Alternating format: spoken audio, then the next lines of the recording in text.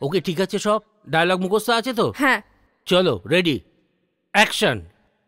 ভালো করে ব্যাপারটা বুঝে নাও সীমা, কথাগুলো যদি ঠিকঠাক মতো না হয় তাহলে আমায় কিন্তু ওই দিদিমণিকে কমপ্লেন করতে হবে। আমি কি করব? আমাকে যা বলেছে আমি তো তাই করতে পারবো। কারেক্ট, ভালো হয়েছে, খুব ভালো হয়েছে। কি হলো, সময় হয়ে গেছে, এখনো শুটিং হচ্ছে কেন? না, সবে তো একটা সিন শেষ করলাম। সীমা, হ্যাঁ যাও ভিতরে যাও, কাজ করো। আমি যাচ্ছি দিদি, আসছি দাদা বাবু। পুলক, হ্যাঁ? বাজারে যাবে কখন? এই তো যাবো, এক্ষুনি যাবো, ওই শুটিং হচ্ছিল তো তাই দেরি হয়ে গেল। পুলক, ক্যামেরাটা তুলে নিও। আচ্ছা। সবকিছুই করুন, কিন্তু তা যেন নিয়ম মাফিক হয়। তাই তো হয়, আমি খুব বাধ্য ছেলে, জানি। চলো। ওই এসছে। হ্যাঁ দেখছি। দেখলে তো সকালে কিরম বকা খাওয়ালে। আরে একটু তো দেরি হয়েছে, আমি কি করব? আচ্ছা ঠিক আছে, খাওয়াটা খেয়ে নাও, একটাও তুলে দেওয়া চলবে না। হ্যাঁ আচ্ছা ঠিক আছে। কি ভাইয়া, খুব তো শুটিং চলছে, কবে দেখবো? খুব শিগগিরই। সাহেব, পুলক আর সীমাকে দিয়ে কি চলবে? কিছু ভালো নায়ক নায়িকা নিন, নইলে তো হলে চলবেই না সিনেমাগুলো। আমি নেব তো, আসবে। দাদা, ওই সকালবেলা যেটা আনতে বলেছিলে ওটা এনেছি। ঠিক আছে, তুই যা। এখান থেকে ঠিক কথা হচ্ছে না, যাই ওখানে। হ্যাঁ হ্যাঁ, আসুন আসুন। হ্যাঁ, এবার এখানে জমিয়ে বসে আড্ডা মারা যাবে।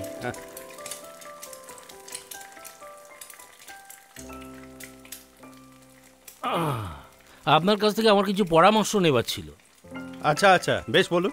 আচ্ছা সুধোদা, আমার ছোট্ট ছবিগুলো যদি কোনো সাহিত্যিকের কাজ দ্বারা অনুপ্রাণিত হয় তাহলে কোনো সমস্যা নেই তো? সমস্যা আবার কি, আপনি তো আর কপি করছেন না, একটা ডিসক্লেমার লিখে দেবেন। ঠিক আছে, তাহলে আপনি একটু আমায় লিখে দেবেন, আমি এডিটিং এর সময় বসিয়ে নেব, বুঝলেন? অবশ্যই। সাহেব, আমার ওই অনুষ্ঠানের কথা মনে আছে তো? নিশ্চয়ই, আমি তো এখন থেকে এরকম মহৎ কাজই করব। আপনার মতো এরকম ক্রিয়েটিভ মানুষ পেলে আমরা নিজেদেরকে ধন্য মনে করব।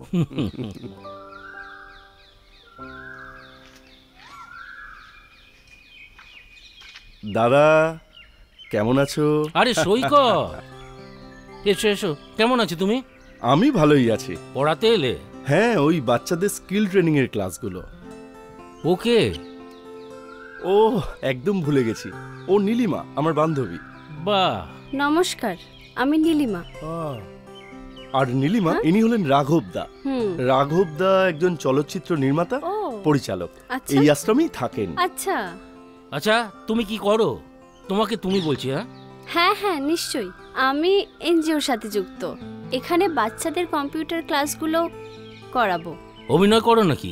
না না, অভিনয় পারি না, তবে নাচ পারি। বাহ, তাই নাকি? খুব ভালো, খুব ভালো। আচ্ছা সৈকত, হ্যাঁ, তুমি একটু ওর পাশে দাঁড়াও তো, দাঁড়াও। হ্যান্ডসাম কাপল। আমি ভাবছি তোমাদের নিয়ে একটা মিউজিক ভিডিও করব। হ্যাঁ সৈকত, তুমি নাচ করতে জানো? নাচ? ওরে বাবা, বিশেষ একটা জানি না দাদা, তবে তবে বাগান করে দেবো, রান্না করে দেবো, পড়িয়ে তো দেবই, তুমি যা বলবে সব করে দেবো, কিন্তু নাচটা একটু টাফ হয়ে যাবে। সব হয়ে যাবে, চিন্তা করো না। তোমরা সিনেমা ভালোবাসো? হ্যাঁ, আমি ক্লাসিক সিনেমা খুব পছন্দ করি। এই ধরুন যেরকম বুনওয়েল, গোদার, ট্রুফো, এই সব সিনেমা। ফ্যান্টাস্টিক। এই ছবিটা দেখো। ইনি কে? লকডাউনে আটকে পড়া এক বন্দিনী। কালকে এসো, এই সিনেমাটা দেখাবো। অফকোর্স দাদা। আচ্ছা।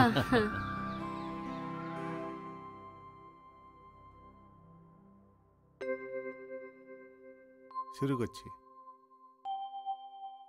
নমস্কার সকলকে। আজকের এই মহতী সভায় প্রতি বছরের মতো এবছরও রমেশবাবু আমাদের আবাসিক ছাত্রদের নতুন পোশাক বিতরণ করেন। এবছরও রমেশবাবু এসেছেন। রমেশবাবুকে আমরা শ্রদ্ধা জানাচ্ছি। ইনি সেই পোশাকের নতুন পোশাক নিয়ে এসেছেন সকলকে দেওয়ার জন্য। নমস্কার। আমাদের আবাসিক ছাত্ররা এখন মঙ্গল দর্শনের বৈদিক চ্যান্টিং করে শোনাবে। श्रीगुरुभ्यो नमः। हरिः ओम। सहनाववतु सहनौ भुनक्तु सह वीर्यङ्करवावहै तेजस्विनावधीतमस्तु मा विद्विषावहै। ॐ शान्ति शान्ति शान्तिः।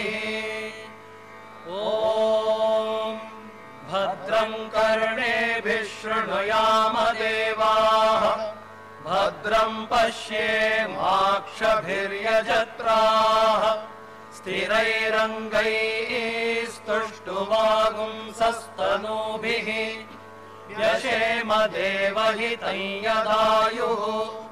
स्वस्ति न इन्द्रो वृद्धश्रवाः स्वस्ति नः पूषा विश्ववेदाः स्वस्ति नस्तार्क्ष्यो अरिष्टनेमिः स्वस्ति नो बृहस्पतिर्दधातु।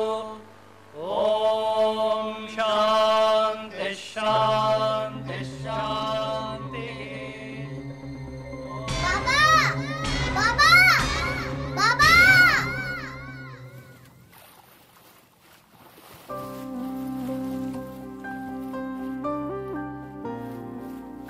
জানি না এর শেষ কোথায়। জল, নদী, মোহনা, সাগর, এর কি কোনো শেষ আছে? কিন্তু জীবনের তো শেষ আছে। সে তো অবশ্যই। দেহটা নশ্বর, কিন্তু আত্মা প্রকৃতিতে বিলীন হয়ে যায়। তাহলে সবটাই কি বৃথা? কি করে ফিরে পাবো আমার আপনজনদের? কিছুই তো ফিরে পাওয়া যায় না, সময়ের সাথে সবকিছু বিলীন হয়ে যায়। তাহলে কি নিয়ে বাঁচবো? স্বপ্ন, কর্ম ও স্বপ্নের মেলবন্ধনই তো ভবিষ্যৎ। বর্তমানের কর্মই দিশা দেখাবে ভবিষ্যতের স্বপ্নের। আর যা হারিয়েছি তা তোই প্রকৃতিতে বিলীন হয়ে গেছে।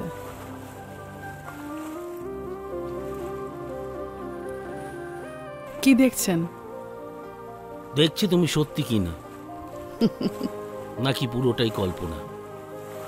এই নদী, তারপর মোহনা, তারপর সাগর, তারপর আরো আরো অনেক গভীর সাগর। না না, তাহলে এটা হয় না, হবে না। তুমি ভুল ভেবেছো। এই যে যাক, তোমরা তাহলে চলে এসছো, হ্যাঁ শুরু করা যাক। হ্যাঁ দাদা। দাদা বাবু, আজকে আমরা কি সিনেমা দেখবো? একটা বিশেষ সিনেমা। সেটা হচ্ছে তোর একটা শুয়োপোকা থেকে একটা প্রজাপতি হয়ে যাবার কাহিনী। ও, কিন্তু তুমি যে বললে সিনেমা দেখবো। তাই তো, সিনেমাই তো। বিষয়টা কি নিয়ে? প্রজাপতি? প্রকৃতিতে বিলীন হয়ে যাবার গল্প। ওই যে পুলক, একজন পুরুষ, সেই যদি নারী হতে চায়। না বাবা, আমি এতেই ঠিক আছি। A woman trapped in a man's body. তাহলে কি হওয়া উচিত? তার কি অধিকার আছে এরকম হতে চাওয়ার? নিশ্চয়ই আছে। প্রত্যেক মানুষেরই অধিকার থাকা উচিত তার নিজের জীবনটাকে নিজের মতো করে বাঁচার। বেশ, তাহলে দেখা যাক।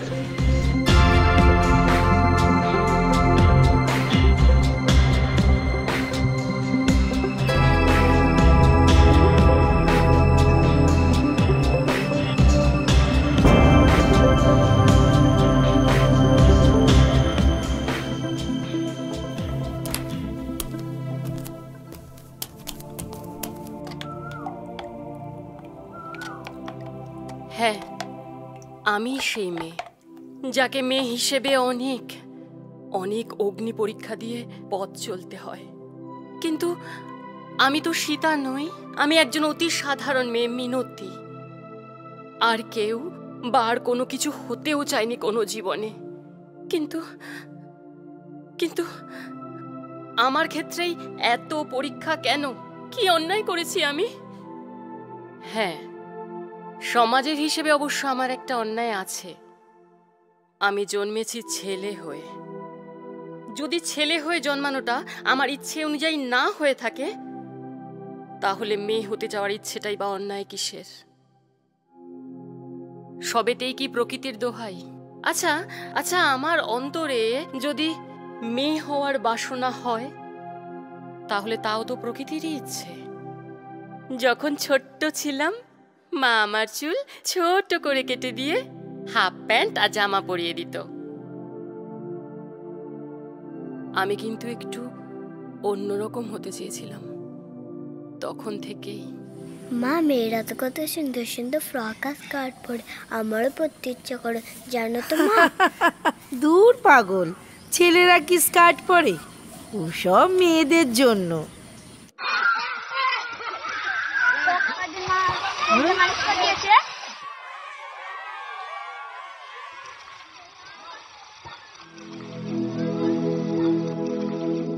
যত বড় হতে লাগলাম নিজেকে সাজানোর খুব ইচ্ছে হতে লাগলো।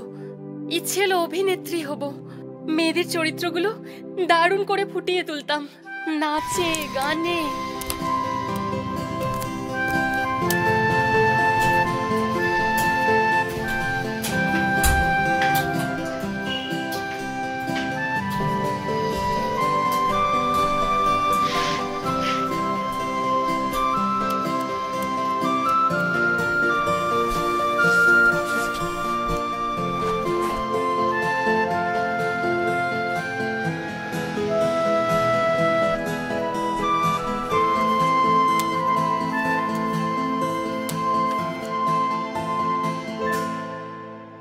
বাহ, খুব ভালো হয়েছে।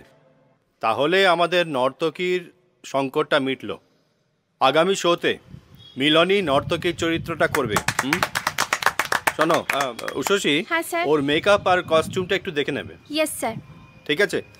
আর রঞ্জন, হ্যাঁ স্যার, এর মধ্যে যেন রিহার্সালগুলো ঠিকঠাক ও করে, এই রোলটার জন্য একটু তুমি ফলো আপ করে নিও। ঠিক আছে স্যার। আজ প্র্যাকটিসের নাচটা ঠিক লেগেছে তোমার? খুব ভালো তুলেছিস কিন্তু। আমি কিন্তু খুব এক্সাইটেড। এক্স্যাক্টলি, কাকুলি যদি অসুস্থ না হয়ে পড়তো তাহলে কিন্তু চান্সটা পেতিস না। হ্যাঁ, তাই তো খুব চেষ্টা করছি। আচ্ছা, সবকিছু ঠিকঠাক হচ্ছে তো? কি জানিস তো, মেইলি এক্সপ্রেশনগুলো এত পারফেক্ট করছিস না, একদম রিয়েল। আমি তো মেয়েই। তাহলে তো আরোই ভালো হতো। তাই কি হতো? তোর সঙ্গে প্রেম হয়ে যেত। কি হলো, আয়।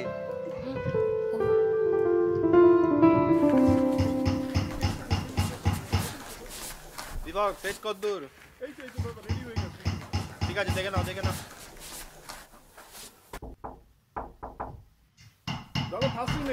ঠিক আছে, আলোটা চেক করে নাও। বলছি, তোমাদের ঘরে একটু ঢুকতে দেবে?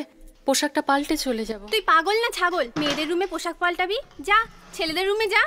তোমরা তো বোঝো আমি ছেলেদের সামনে অত সহজ হতে পারি না। ন্যাকা চণ্ডী, মেয়েদের রুমে ঢুকবি?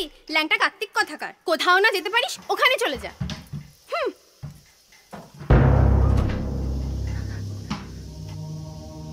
করমা, করমা। হ্যাঁ দাদা, যাচ্ছি। 5 মিনিট লাগবে। তাড়াতাড়ি করো। দূর, টর্চগুলো যে কোথায় রাখে খুঁজে পাচ্ছি না। আমি যেন বৃহন্নলা, না নারী না পুরুষ, শুধু ব্যবহার করে ফেলে দেওয়ার পাত্র। শুধু মা আমাকে বুঝতেন, তাই তো সব সময় আগলে রাখতেন।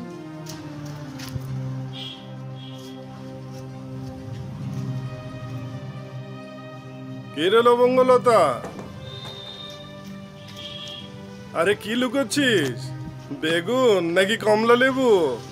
কি যাতা বলছো ঠাকুরপো? নিজের ভাইপোর প্রতি তোমার কোনো মায়া দয়া নেই? কিসের ভাইপো? ওটা একটা নেকা সালা হিজড়ে। এই তুই ভেতরে যা। ঠাকুরপো, তুমি ওর প্রতি এত নির্দয় হয়েও না ঠাকুরপো। ওকে ওর মতো বাঁচতে দাও ঠাকুরপো। শুধু নাচ গান করলে হবে? সালা সারাদিন আমার মতো যদি ঘুরে ঘুরে অটো চালিয়ে 2 পয়সা রোজগার করতো তাহলে বুঝতাম। আগলে রেখে আতঙ্কে থেকে শেষ পর্যন্ত কিছু হলো না। একদিন উনি ধরেই ফেললেন। আজ তো মা নেই, কে বাঁচাবে তোকে? আমাকে ছেড়ে দাও। বাড়িতে যদি ফ্রিতে মাল পাই, পয়সা খরচ করে যাবো কেন রে? যাবো কেন?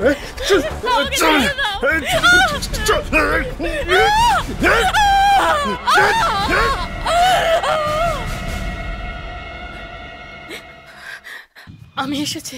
হ্যাঁ হ্যাঁ, বস বস বস। কিরে, ফোনে এত টেন্স লাগছিল কেন? কি হয়েছে তোর? আমার তোমাকে খুব দরকার। হ্যাঁ বল, নিশ্চয়ই। কি হয়েছে? আমি একদম ভালো নেই গো। কেন, শরীর টরীর খারাপ নাকি? না। তাহলে আমি তোমাকে চাই। মানে? আমি তোমাকে ভালোবাসি। কি বলছিস তুই? আমি তো কিছুই বুঝতে পারছি না। আমার মধ্যে যে আমিটা, সে বড় অসহায় গো। বাবা কোথায় চলে গেছে কেউ জানে না। কাকার পয়সা সংসার চলে। এত অত্যাচার, এত অপমান আমি আর সহ্য করতে পারছি না গো। তাহলে কি চাস বল? টাকা পয়সার দরকার? না, আমার মধ্যে যে মেয়েটা, সে শুধু তোমাকে চায়। কিন্তু আমি তো সেসব কিছুই ভাবিনি। না, আমিও আর কিছু ভাবতে চাই না। আমি শুধু তোমার সাথে তোমাকে নিয়ে বাঁচতে চাই। না না, একটা কোথাও ভুল হচ্ছে তোর। তাছাড়া একসাথে থাকবো বললেই থাকা যায় নাকি? তুই একটা ছেলে, আমি একটা ছেলে, একসাথে থাকবে কি করে? শোন শোন শোন, দেখ দেখ, বন্ধু হিসাবে আমি তোকে খুব ভালোবাসি, আর বন্ধু থাকবো আমরা, কিন্তু আর কিছু নয়। কাঁদিস না বাবা, খেদে কুল পাবি না, এমন করতে নেই বাবা। আমি আর পারছি না মা, তুমি ছাড়া আমার জীবনে আর কেউ নেই মা। কিন্তু আমি আর কতদিন থাকবো রে? তোকে তো নিজের পায়ে দাঁড়াতেই হবে বাবা। আমি কি করবো মা, কি করবো? তুই ছোট মাসির কাছে চলে যা, ও তো এক সময় নিজেকে আলাদা করে নিয়েছিল। রিমলি মাসির কাছে? হ্যাঁ বাবা, হ্যাঁ, তুই ওখানে চলে যা, তুই ওখানে ভালো থাকবি। আমি রিমলিকে বলে দেব।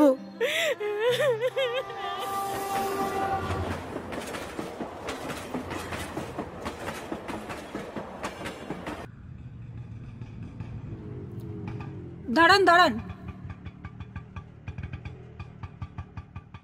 আয় আয়, ভেতরে আয়। হ্যাঁ মাসি। কত হলো দাদা আপনার? 100 টাকা। এই নিন। কতদিন পর তোমাকে দেখলাম মাসি। না এলে আর দেখবি কি করে? চল ভেতরে চল। চলো।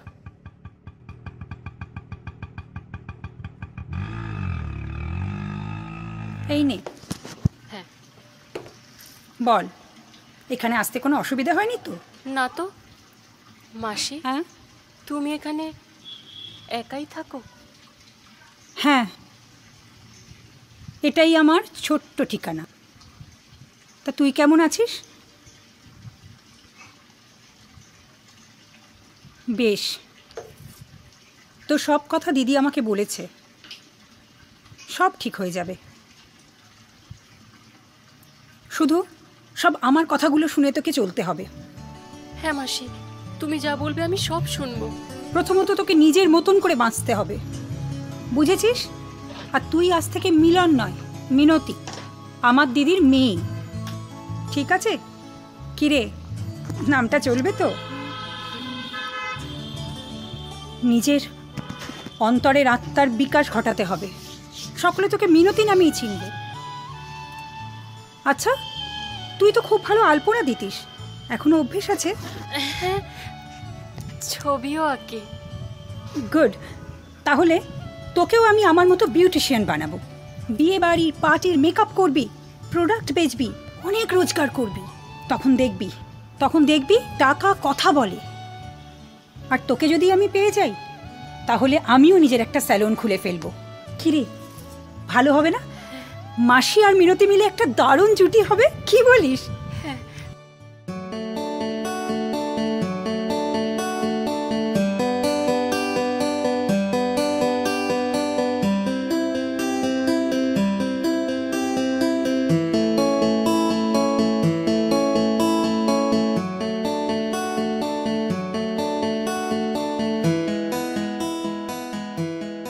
আস্তে আস্তে সব কাজ শিখে মাসির যোগ্য সহযোগী হয়ে উঠলাম।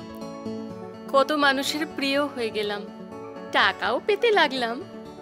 কয়েকজন তো সখীও পেতে ফেললো আমাকে। সখী? আই সখী, বলো, সব ঠিক আছে তো? বল। হ্যাঁ, দারুণ। আর চোখগুলো কি বলছে? আজ রাতে সৌরভকে কাট করে দিতে পারবো বল। সে আবার কে? গতবারই তো বলেছিলে তোমার নতুন বয়ফ্রেন্ড বাদল। ও বর্ষাকালও গেছে, বাদলও গেছে, এখন শুধু গোলাপের সৌরভ। ও তুমি পারো বটে। তোমার বর কিছু বলে না? ধর, ও তো ভোঁদায়, দুটো ড্রিঙ্ক নিলেই আউট। এই টাসেলটা একটু লাগিয়ে দে তো। হ্যাঁ দাঁড়াও।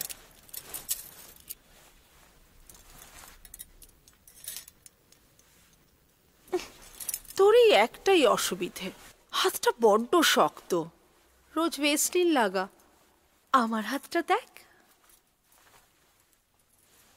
তুমি খুব সুন্দর। এই ক্লিভেজটা কি একটু বাড়াবো? এই এখানটা একটু টাইট করব? না না, লাগবে না। এটাই তো লাইফের মজা। রেগুলার পার্টি করো আর মাঝে মাঝেই লাভার পাল্টাও। সখী, আয় সখী, কই গেলি? এই দেখ সখী। আমি স্থির করে নিয়েছিলাম, একবার যে উড়ান আমি শুরু করেছি তাকে থামতে দেব না কোনোভাবেই। শুধু মিস করতাম মাকে আর রঞ্জনকে। হ্যাঁ দিদি, ও ভালোই আছে, ওই জন্যই তো আমি তোর কাছে পাঠালাম। তুই একদম চিন্তা করিস না দিদি, এই নতুন জীবনে ও ভালো থাকবে। নে কথা বল। হ্যালো, হ্যাঁ মা, তুমি ভালো আছো তো মা? ওই আমি একরকম আছি। না মা, তুমি ভালো নেই আমি জানি। তুমি সবার জন্য অনেক কিছু করেছো। এবার আমি ওখানে গেলে তোমাকে নিয়ে আসবো, আমরা সবাই মিলে একসাথে থাকবো মা। আচ্ছা বাবা। মা এখন ফোনটা রাখি, আবার পরে কল করব, কেমন? ঠিক আছে।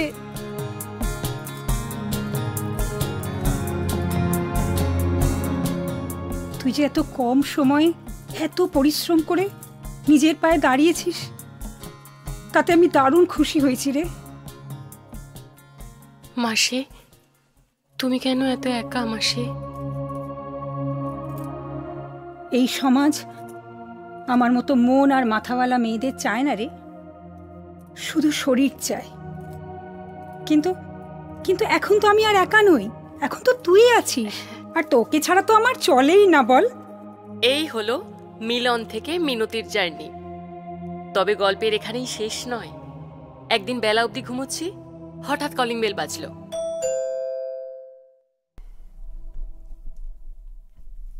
যাই।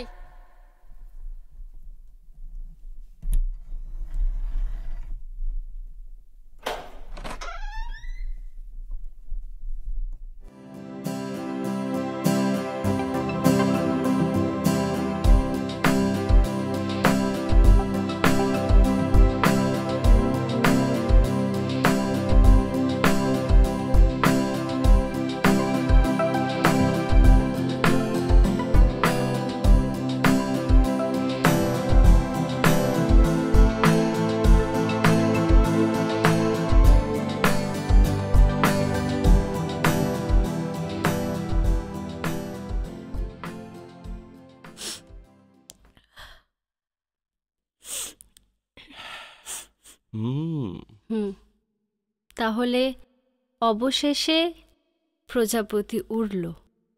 কংগ্রাচুলেশনস দাদা। Thank you very much. আচ্ছা শোনো, বলছি এদের দুজনকে নিয়ে একটা মিউজিক ভিডিও করতে চাই। তো ক্লাসের ফাঁকে ফাঁকে তুমি নাচটা ওদের একটু তুলিয়ে দিও। আমি?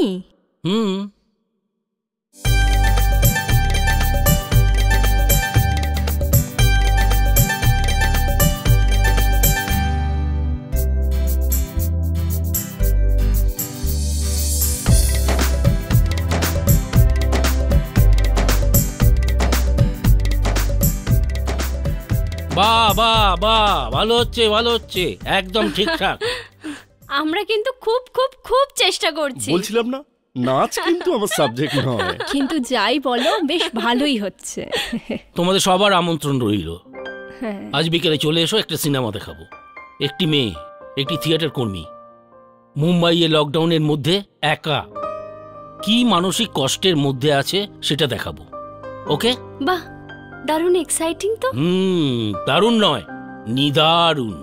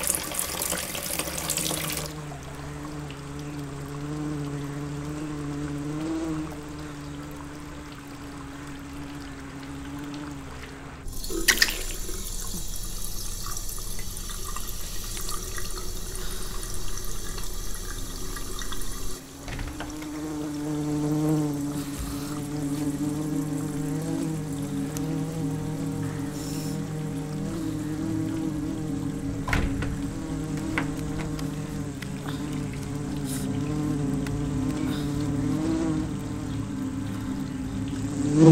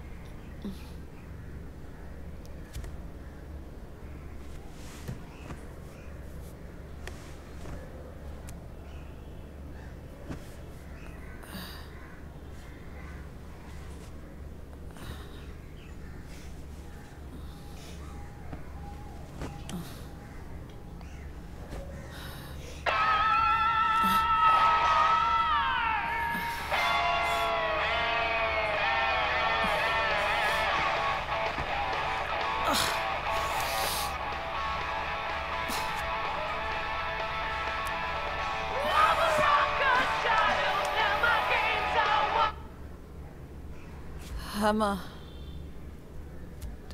হ্যাঁ ঠিক আছে, ঠিক আছে। এখন এই অবস্থায় মানুষের কত ঠিক থাকে। রেখাদি আসেনি, শরীর ঠিক নেই, আর কি বলবো, কিছু হয়নি, বাস অ্যাসিডিটি হয়ে গেছে।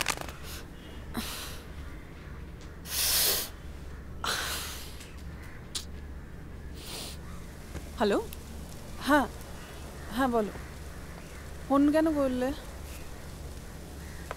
হ্যাঁ ঠিক আছে, আমি হ্যাঁ তো লোক আছে না, লোক আছে, রোজ আসছে না, লকডাউন চলছে, এমনিতেও রোজ আসার দরকার নেই, না আসলেই ভালো হয়।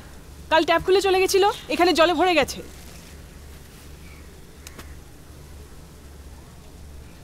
বেডরুম কোথায় মা? কিচেন কোথায়? হ্যাঁ তো নিচে কিচেন আছে, তো নিচেই হবে না, বোকা বোকা প্রশ্ন করো না। হ্যাঁ তো হতেই পারে না, রাতে ট্যাপ খুলে রেখেছিল, জল ভরে গেছে, তখন জল ছিল না ট্যাঙ্কে। হ্যাঁ তো লকডাউন না, বেশি লোক আছে বিল্ডিং এ, ওভার ইউজ হচ্ছে না, হতেই পারে, খতম। এত প্রশ্ন করো না মা। ক্রেপ ব্যান্ডেজ মাঝি,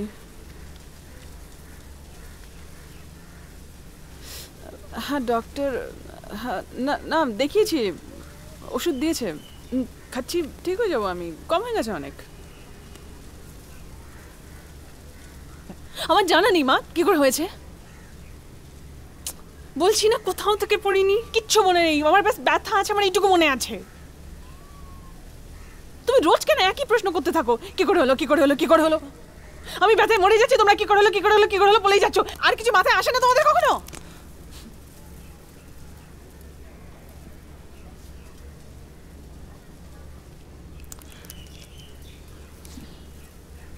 হ্যালো, হ্যালো, হ্যাঁ মা, কেমন আছো তুমি? তোমরা ঠিক আছো না? সবার খেয়াল রেখো মা, আই মিন মানে আনো কি, ওই রোজ নিউজে শুনি না তো, তো কেমন ভয় পেয়ে যাচ্ছি, খুব অদ্ভুত লাগছে।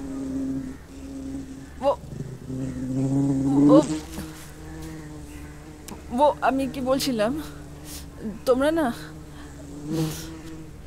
তোমরা তোমরা বাইরে যেও না, হ্যাঁ বেরোচ্ছে না তাই না? আর আমি অর্ডার করে দেবো সব কিছু, আমাকে ব্যাস বলে দিও, পয়সার কোনো চিন্তা করো না, ব্যাস। মা আমি তাড়াতাড়ি আসছি, হ্যাঁ আমি, ফ্লাইট চলছে না মা, কি করে আসবো আমি? আমি আমি এসে যাবো, ফ্লাইট অপারেশন চালু হলেই আমি চলে আসবো। হ্যাঁ, আমি রাখছি এখন।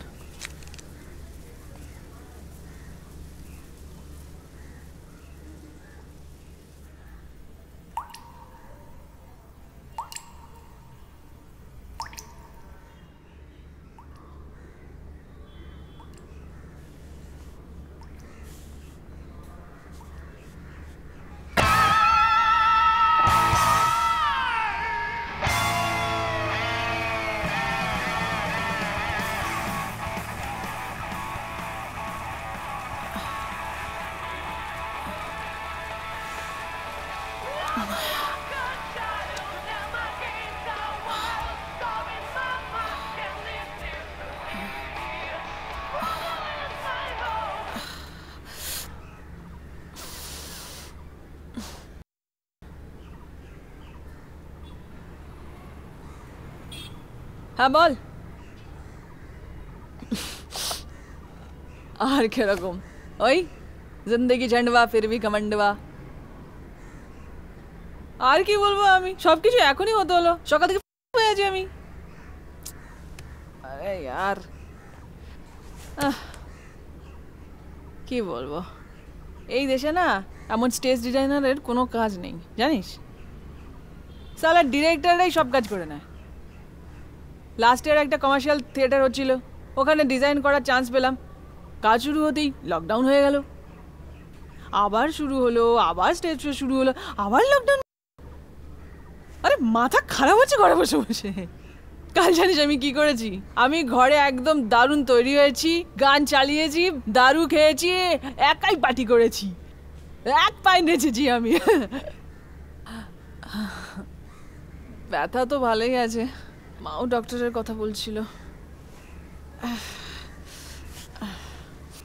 আরে এই প্যান্ডেমিকে কোথায় পা দেখাতে যাবো আমি ডাক্তারকে, বলতো কে দেখবে? তোর ওখানে আসবো? I can travel man. ব্যথা আছে না পায়ে? হ্যাঁ তো খুব ব্যথা আছে তো পায়েতে। এসে দেখেছিস কখনো তুই? এসে দেখ। মিথ্যে বলছি আমি তোকে? হ্যাঁ তো মিথ্যে বলছি আমি? হ্যাঁ হ্যাঁ, আমার কিছু মনে নেই। আমার মনে নেই কি করে হয়েছে, কেন হয়েছে, কোথায় হয়েছে, আমার কিছু মনে নেই। সবার সব কিছু মনে থাকে না।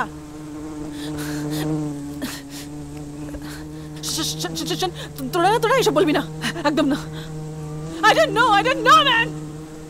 I just know I'm bearing the pain.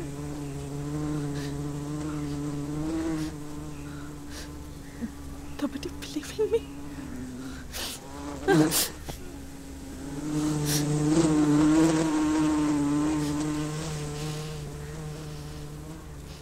Hello.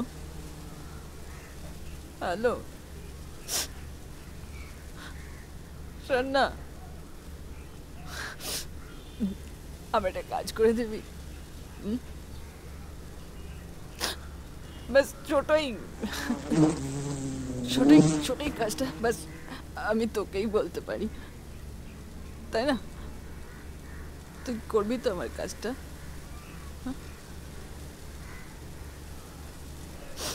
Sorry.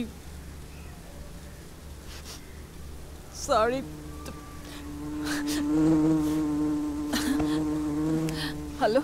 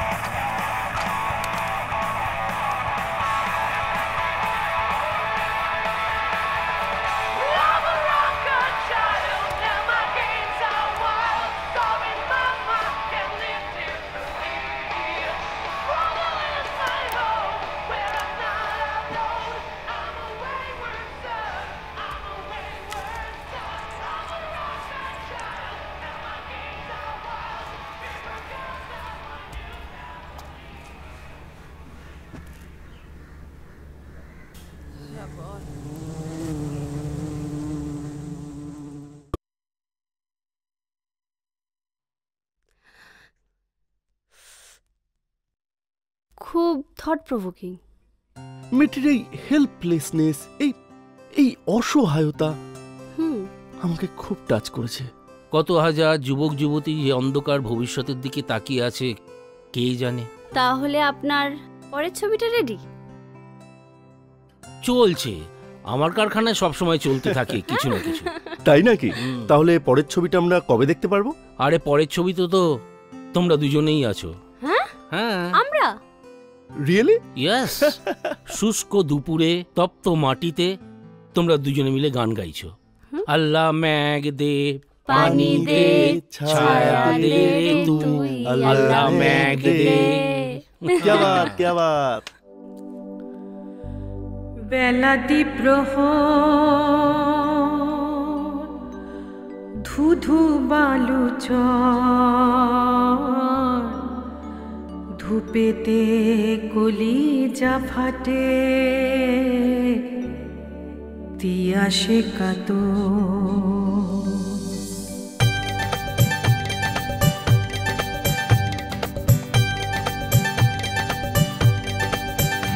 আল্লাহ মেঘ দে, আল্লাহ মেঘ দে, আল্লাহ মেঘ দে পানি দে ছায়া দে রে তুই, আল্লাহ মেঘ দে, আল্লাহ মেঘ দে, আল্লাহ মেঘ দে।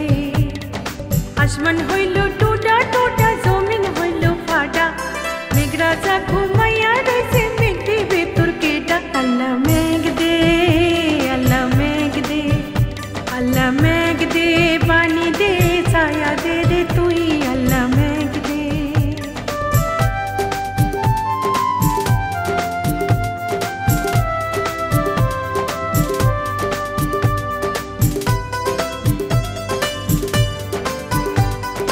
হালের গরু বাইন্দা বিরস মরে কান্দা, ঘরের রমণী কান্দে ডাই কিশোরী রান্দা।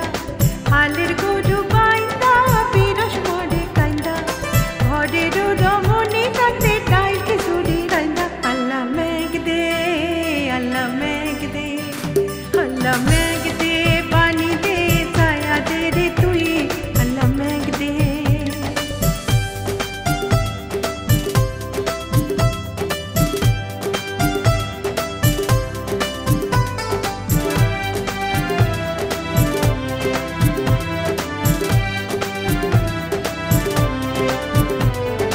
ফাইটা ফাইটা রয়েছে যত খালা বিলা নদী, পানির লাইগা কাইন্দা বেড়ে পঙ্কি জলধি। ফাইটা ফাইটা রয়েছে যত খালা বিলা নদী, পানির লাইগা কাইন্দা বেড়ে পঙ্কি জলধি। আল্লাহ মেঘ দে, আল্লাহ মেঘ দে, আল্লাহ মেঘ দে পানি দে ছায়া দে রে তুই, আল্লাহ মেঘ দে।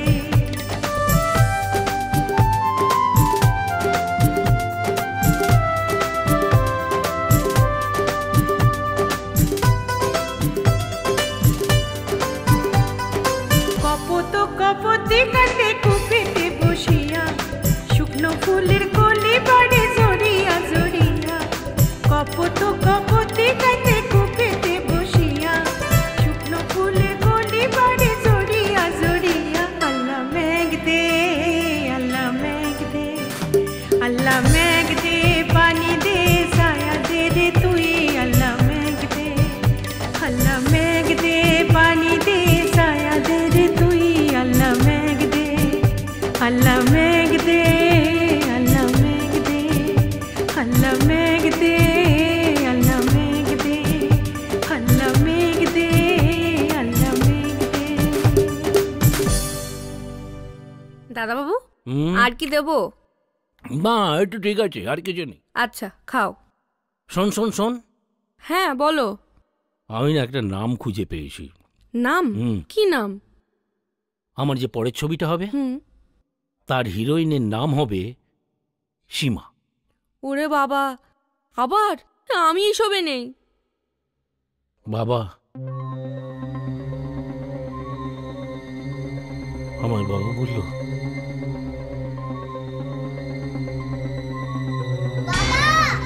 বাবা ব্রেক। হ্যাঁ, প্রতিনিয়ত আমাদের সঙ্গে যখন তখন যেখানে সেখানে ঘটে চলেছে এই ঘটনাটি। ঠিকই ধরেছেন, আমিও তার ব্যতিক্রম নই। তখন বসন্ত প্রায় শেষের দিকে। একটি ক্যাফেতে আমি আমার হবু প্রাক্তন প্রেমিকের সঙ্গে শুনছিলাম তারই কম্পোজ করা নতুন প্রেমের গান। আমি কাঁদছিলাম। কেন? আমি বুঝতে পেরেছিলাম গানটা অন্য কারুর জন্য, আমার নয়। সাথে সাথে ওর ইয়ারফোনটা ওর দিকে ছুঁড়ে দিয়েছিলাম। ওর চোখের অপরাধবোধ আমাকে আরো রাগিয়ে তুলেছিল। সেই মুহূর্তেই চেয়ার ছেড়ে উঠে বেরিয়ে গিয়েছিলাম। যাওয়ার সময় শুনেছিলাম পিছন থেকে ও আমার নাম ধরে ডাকছে। আসলে তখনও হয়তো ভাবছিলাম যে ও হয়তো আসবে, আমায় ফিরিয়ে নিয়ে যাবে, কিন্তু আমার ধারণা ভুল ছিল। শেষমেশ বাধ্য হয়ে একাই বেরিয়ে পড়েছিলাম অজানার উদ্দেশ্যে, hoping someone would save me.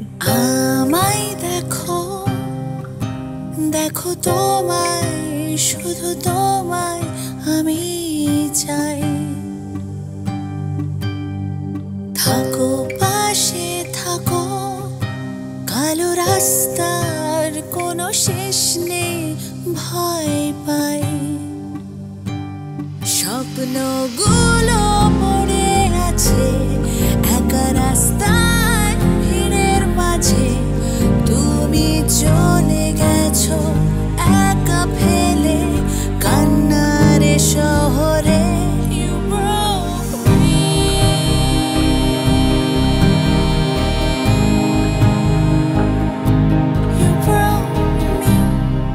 বুঝতে পারছিলাম আমার একটা ড্রিঙ্কের প্রয়োজন, মেবি মোর। কোনো মতে একটা জায়গায় ঢুকে পড়েছিলাম। ঝাপসা চোখে বুঝতে পেরেছিলাম ওটা একটা সাজানো বার। মৃদু আলো আর চারপাশে অ্যালকোহলের গন্ধে আমার সমস্ত অনুভূতি যেন আরও তীব্র হয়ে উঠেছিল। কাউন্টার অবধি পৌঁছে আমার পছন্দের রাম অর্ডার করেছিলাম। বারের লাউড মিউজিক বড্ড কানে লাগছিল। আমি পুরোপুরি ভেঙে পড়েছিলাম। তখনও বুঝিনি ওখানে কেউ একজন আমার সব দুঃখগুলো আদর করে ভুলিয়ে দেবে বলেই অপেক্ষা করছিল, আর সে আমার দিকেই তাকিয়েছিল। তারপর যখন ও এসেছিল, আমাকে বলা ওর প্রথম কথাই ছিল আমাকে নাকি খুব খারাপ দেখাচ্ছে। স্বাভাবিক, সেটা আমি নিজেও জানতাম। ওর মধ্যে একটা অদ্ভুত মাদকতা ছিল যা আমাকে ওর দিকে আকৃষ্ট করছিল, অনেকটা ভরসা দিচ্ছিল। মনে হচ্ছিল ওর কাছে যেন সব দুঃখ উজাড় করে দেওয়া যায়, সব কথা বলা যায়। মদের গ্লাস, সেই রাত আর ওর উপস্থিতি সবকিছু মিলিয়ে কেমন যেন আমাকে মত্ত করে তুলেছিল। প্রাণ খুলে অনেক কথা বলেছিলাম, হেসেছিলাম, হয়তোবা কেঁদেও ছিলাম। প্রথম প্রেমের আঘাত থেকে ও আমায় বাঁচিয়েছিল, আবার নতুন করে বাঁচতে ইচ্ছে করছিল আমার। সেখান থেকে আমরা দুজনে গেছিলাম ওর বাড়িতে। ও একজন নৃত্যশিল্পী ছিল, আমায় বেশ কিছু নাচের পোজও শিখিয়েছিল। আমরা একসাথে নাচ করেছিলাম, মজা করেছিলাম, আর তারপরেই জানি না কি হয়েছিল, হঠাৎ এক অবিরত টানে আমরা পরস্পরকে চুম্বন করতে শুরু করেছিলাম। জানি না কে বলা যায়, এ কেমন হচ্ছে না, কেমন উষ্ণ পরিচয়। দেখো না চাইছি কি আজ, অজানা কোন আগুন জমানো উত্তাপ শিরায় শিরায়। এখন সম্মোহন আমি ডুবেছি এখন অভিলাষী ছোঁয়ায়। স্মৃতি থাক রয়ে যাক শরীরে, এ সময় থেমে যা আজ এখানে। ভেতর থেকে কে যেন আমায় বলছিল স্বপ্নের রাত এরকমই হয়, আর জীবনে এরকম রাত বারবার ফিরে আসে না। ও মহিলাদের পছন্দ করত, আমি পুরুষদের। ও সেটা জানতো। আমার অজান্তেই আমার ভাঙা মনের টুকরোগুলোকে জুড়ে দিয়েছিল ও। আমি যেন খুঁজে পেয়েছিলাম নতুন এক আমিকে, বন্ধু হয়ে থাকবো এই কথা দিয়ে। পরস্পরকে ভালোবেসে আলাদা হয়েছিলাম আমরা। আমি ওর মতো করে জীবনটা বাঁচতে চেয়েছিলাম। মাঝে মধ্যে আমি গান লিখি। আমার প্রাক্তন প্রেমিকের সাথে থাকার ফলেই আমার গানের প্রতি ভালোবাসা জন্মেছিল। অথচ সবসময় মনে হতো জীবনে কি একটা নেই, হয়তো ম্যাজিক, শব্দ খুঁজে পাওয়ার ম্যাজিক। আমার নতুন শব্দদের প্রয়োজন ছিল। এক গ্রীষ্মের দিনে আমি কাছের একটি বইয়ের দোকানে যাই। তখনও বুঝিনি যে ম্যাজিক আমি খুঁজে বেড়াচ্ছিলাম ওখানে তারই দেখা পাবো। শার্টের মাঝামাঝি এক ভদ্রলোক। বই কেনার সময় আমাদের পরিচয়। উনি ছিলেন একজন কবি, এমন একজন মানুষ যিনি শব্দ দিয়ে ম্যাজিক সৃষ্টি করতে জানতেন। আমার ভেতরে কে যেন চিৎকার করে বলেছিল এটা কিছুতেই কোইন্সিডেন্স হতে পারে না। আমার তাকে প্রয়োজন ছিল শরীর ও মনের দিক থেকে পূর্ণ হওয়ার জন্য।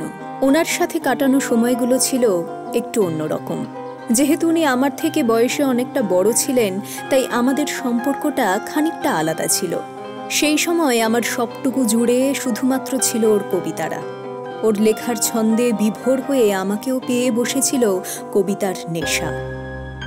আরও একবার দিশাহীন পথে, অবুঝ বাঁশির ভুল সংকেতে, হারানো আমিকে খুঁজে পেতে চাই। আবির রাঙানো দাগে, মুছে যাওয়া অনুরাগে। কিন্তু সব কিছুরই শেষ থাকে।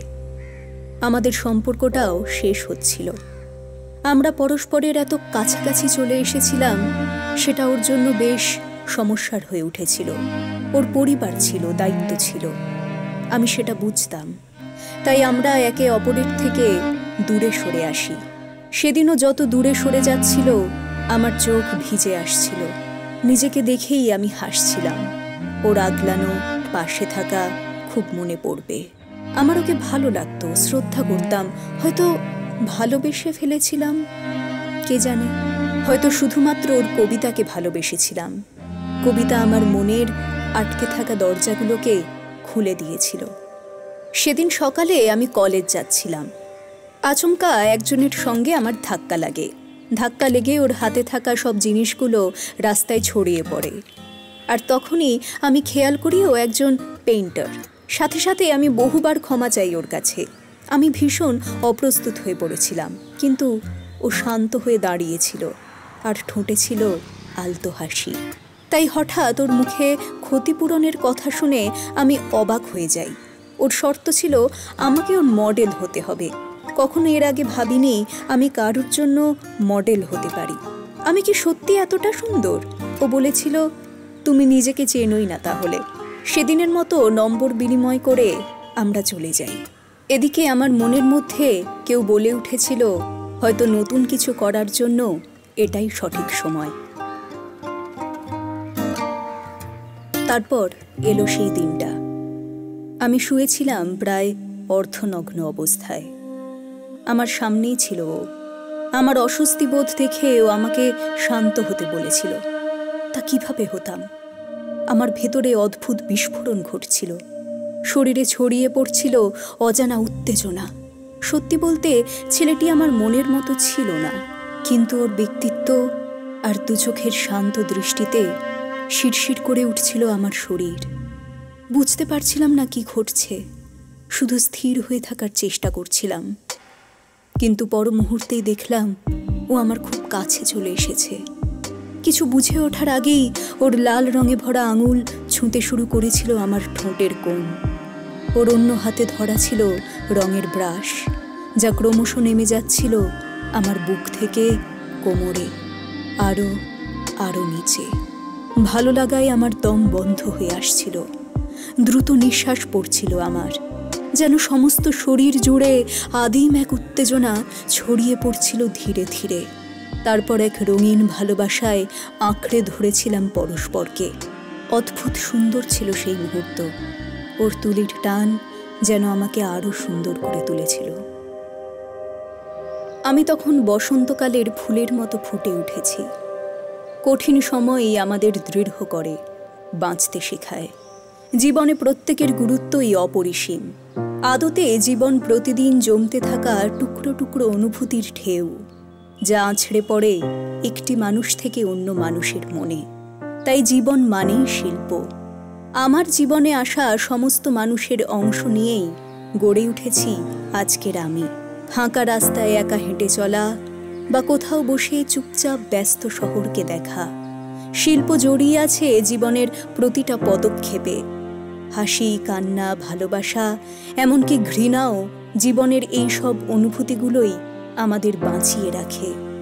এখন আমি স্বাধীন, এখন আমি মুক্ত, আমি আত্মবিশ্বাসী এবং পরিপূর্ণ। শুধুমাত্র শিল্পের জন্যই আমি একজন স্বয়ংসম্পূর্ণ নারী।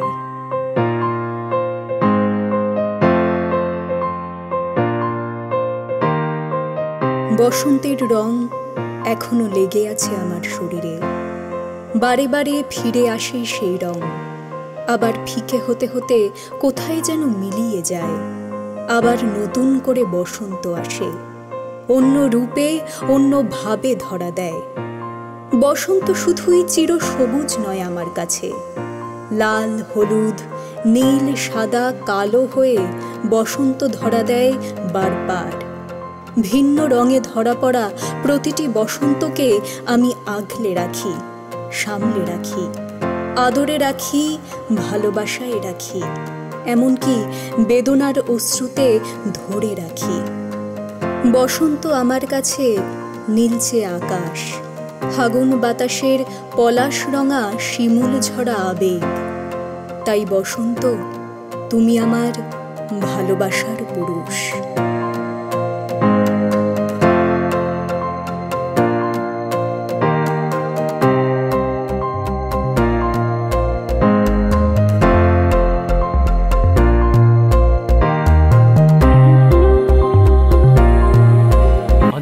খুব হেল্পলেস লাগে, একাকী লাগে। এরকম ভাবার কোনো কারণ নেই। আমরা তো সবাই তোমার চারপাশে আছি, তোমার চারিদিকে তোমাকে ঘিরে রেখেছি, আগলে রেখেছি। তাও কেন আমার মনে হয় যে একটা ধ্বংসস্তূপের ওপর দাঁড়িয়ে আছি? এরকম ভাবার কোনো মানেই নেই। তুমি একজন এত ভালো শিল্পী, এত ভালো লেখালেখি করো, ছবি আঁকো, সিনেমা শুটিং করে বানিয়ে ফেলো, এরকম ভাবনা তোমাকে একদম মানায় না। কিন্তু কেন বারে বারে আমার এই কথাটাই মনে হয়? জানো, আমি শুনেছি অনেক বিখ্যাত শিল্পী না এরকম দুশ্চিন্তায় ভোগেন। তারা ভাবেন তারা যেটা করছেন, যেটা ভাবছেন, সেটা অন্য মানুষজন কিভাবে গ্রহণ করবেন।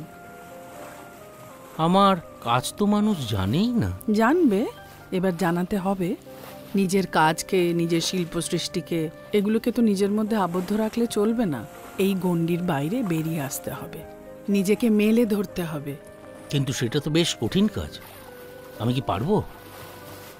নিশ্চয়ই পারবে। তুমি সঙ্গে থাকবে তো? আছি তো।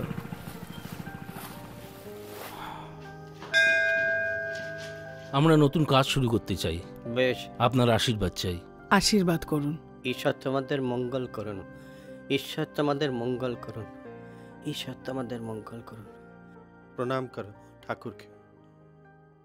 রমেশদার ভেতরে একটা বেশ লেখক লেখক ভাব আছে।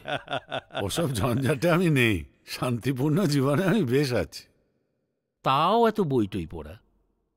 চুদ্দদা, আপনার এই শার্প ইন্টালেক্ট আর উইটি কথাবার্তার মধ্যে একটা প্রমিসিং উকিল উকিল ভাব আছে। উকিল আর আমি? হ্যাঁ, আমার পরবর্তী ছবিতে আমি আপনাদের দুজনকে দুটো ক্যারেক্টারে কাস্ট করব। সে কি, আমাদের আবার অভিনয় করতে হবে? গল্পটা কি, বিষয়টা? অশ্লীলতার দায়ে অভিযুক্ত লেখক, বিবর অ্যান্ড বিয়ন্ড। আচ্ছা,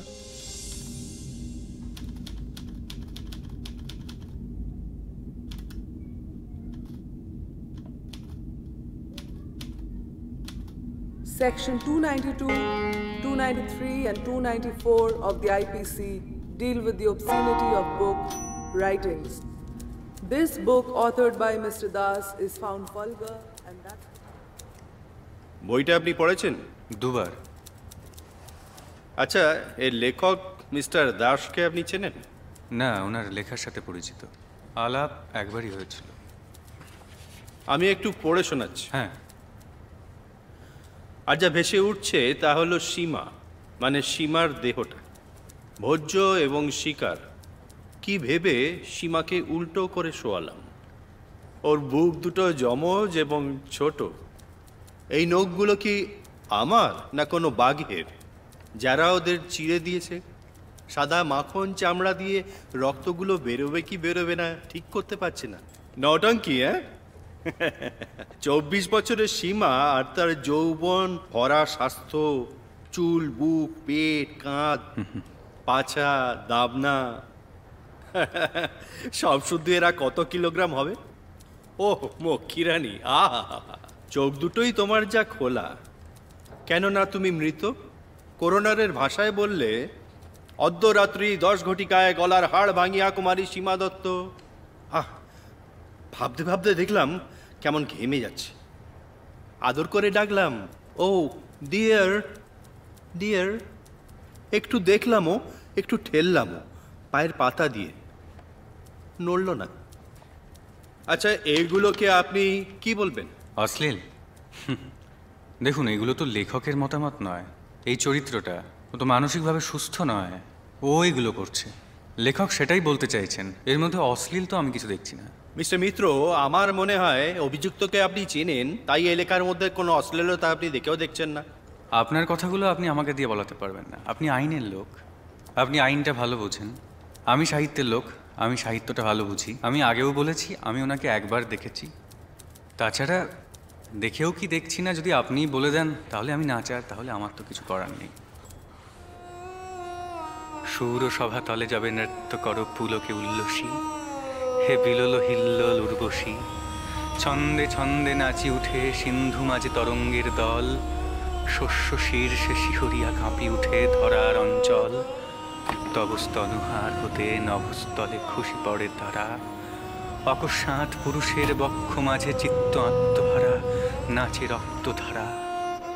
দিগন্তে মেখলা তব টুটে আচম্বিতে ওই অসম্বৃতে।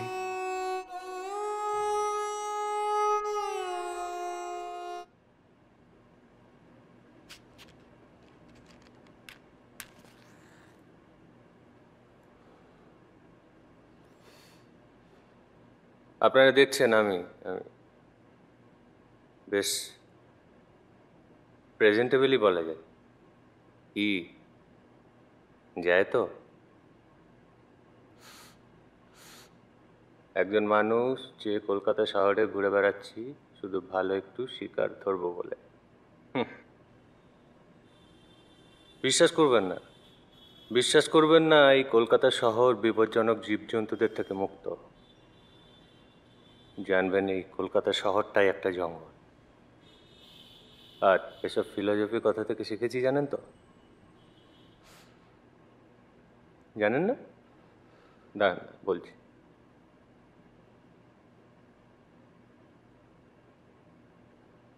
আমার বস মিস্টার বক্সিকে চেনেন? অ্যাডের দুনিয়ায় কাজ করলে চিনবেনই। শালা মহারামি লোক। আর হবে নাই বা কেন? ও তো আমার বস। আমাকে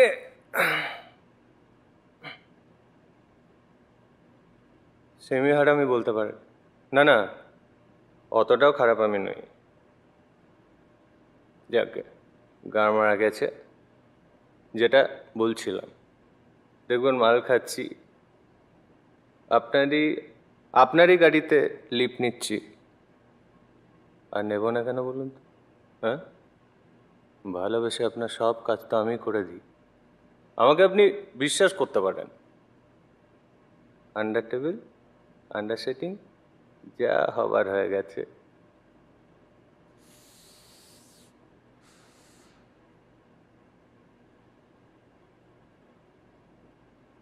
আমি একজন মধুসন্ধানী শ্রমিক।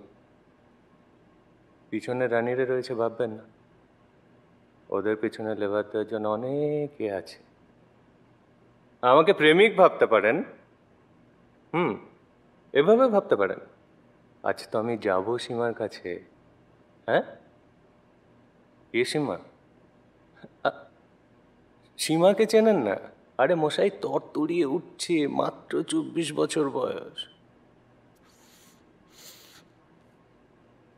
বক্সের দেওয়া গাড়ি, সরকারের দেওয়া ফ্ল্যাট, বঞ্চদ।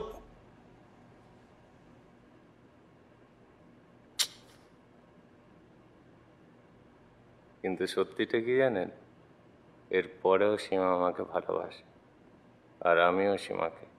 শালা এই কথাটা ভাবলে হাসি আর থামাতেই পারি না। কিন্তু বেসিনটা কোথায় গেল মা? দরকারের সময় মাইরি সব কিছু গুলিয়ে যায়।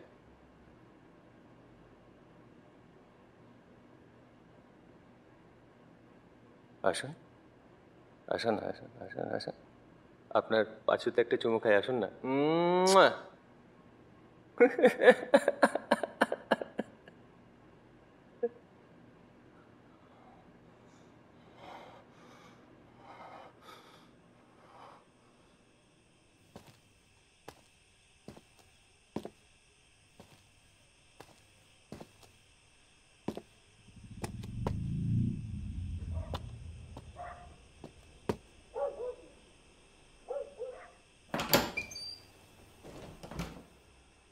Hello baby. কি চাই? সরো সরো না, সরো। যুগ যুগান্তর হতে তুমি শুধু বিশ্বের প্রেয়সী, হে অপূর্ব শোভনা উর্বশী। মণিগণ ধ্যান ভাঙি দেয় পদে তপস্যার ফল, তোমারই কটাক্ষ ঘাতে ত্রিভুবন যৌবন চঞ্চল। তোমার মুদির গন্ধ অন্ধ বায়ু বহে চারিভিতে, মধুমত্ত ভৃঙ্গ সমমুগ্ধ কবি ফিরে লুপ্ত চিতে উদ্দাম সঙ্গীতে। নূপুর গুঞ্জরি যাও আকুল অঞ্চলা, বিদ্যুৎ চঞ্চলা। এবং আমি ওকে ভালোবাসতে চাইলাম, ও বিশ্বাস করলো না। ন্যাকামি বলে নাক সেটকালো। ন্যাকামি? জানতাম করবে না। আমায় বলছে কি নোংরা লাগে জানো, যখন দেখি তুমি কাউকে বিশ্বাস করো না। আর বারবার ওর গন্ধ নি। এই সেন্টটা কি নতুন কিনলে সীমা? বকশি দিয়েছে। খুন করে ফেলবো তোমাকে। নাও নাও, নটঙ্কি করো না।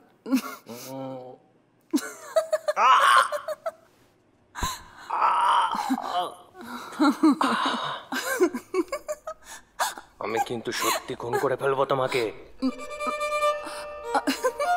আমি কিন্তু রেগে যাচ্ছ। সত্যি খুন করে ফেলবো তোমাকে। লাগছে লাগছে, কি করছো এটা?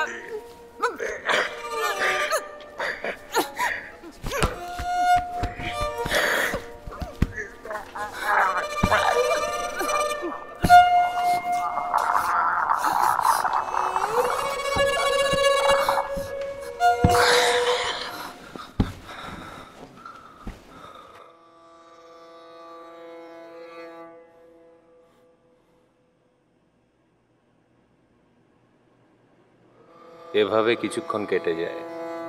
নিজেকে দেখি সীমার দেহটার পাশে বসে স্মার্টলি একটা সিগারেট ধরাতে।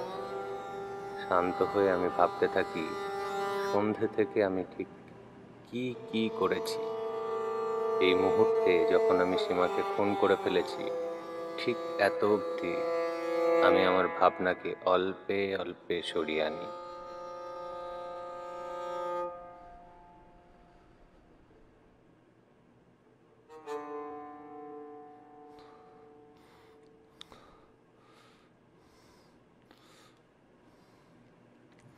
সীমার প্যান্টিটাই উঠে এলো হাতে। আমি ঘষে ঘষে তুলতে লাগলাম সীমার গায়ে যতটুকু আমি লেগে আছি, কিন্তু সব কি ওঠে? সব কি করে? আবার হাসি পাচ্ছে, আবার চুতিয়া। নিজেকে ভেঙিয়ে বললাম, নিজের ওদের চুমু খেতে ইচ্ছে করলো। বদলে আমি মুখ নামালাম আর সীমার পা দুটো জড়িয়ে ধরলাম।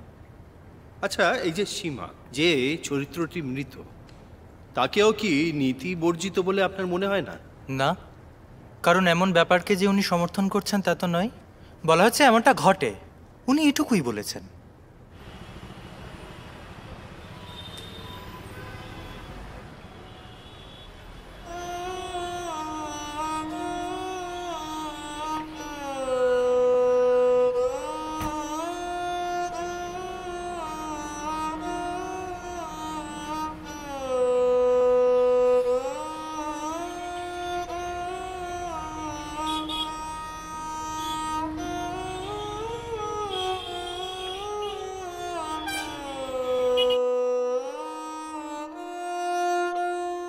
খুনির পক্ষে খুনের জায়গায় ফিরে যাওয়াটাই দস্তুর। দস্তয়েভস্কির নায়কও ফিরে গিয়েছিল, মনে নেই আপনার? অবশ্য আপনার উপন্যাসটাকে একটু কামুকাতরও বলা যেতে পারে। বাংলাদেশ বলেই কি কিছু হলো না? হবে হবে। আরে এরা তো বোকামি করলো। এই যুগে নিষেধ করা মানে তো বিষয়টাকে আরো পপুলার করে দেওয়া। স্যার, এই কেস ধোপে টিকবে না, আপনি মিলিয়ে নেবেন। আরেকটা ব্যাপার হচ্ছে দিল্লিতে আরে লেডি চ্যাটার্লির কেসটা টেকাতে পারলো নাকি ওরা? কিচ্ছু হবে না স্যার, আপনি এত ভাববেন না তো। একটা একাডেমি মেরে দিন না স্যার, দেখবেন তরুণী পাঠিকারা। শুনুন, আপনি সীমাকে চেনেন? চিনি না। সীমার সাথে আপনার রিলেশন ছিল? চিনি না। সীমা মার্ডার হয়েছে? চিনি না। সীমাকে মারলেন কেন?